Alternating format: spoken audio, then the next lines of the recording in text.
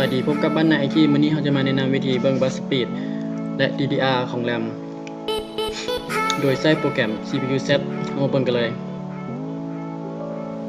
ก่อนอื่นเราก็เปิดโปรแกรม CPU Set ขึ้นมาก่อนครับ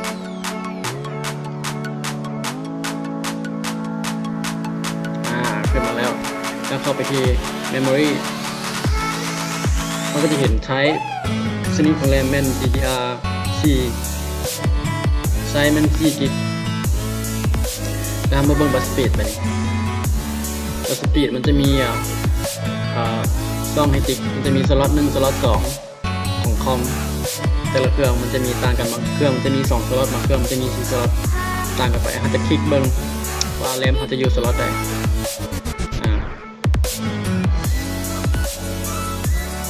แต่ในนี้มันจะบ่เห็น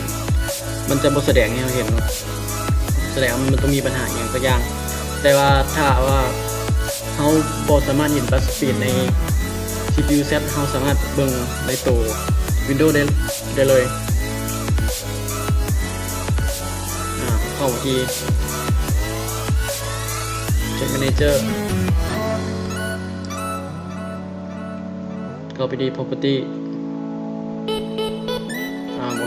ขอโทษเข้าไปที่ Performance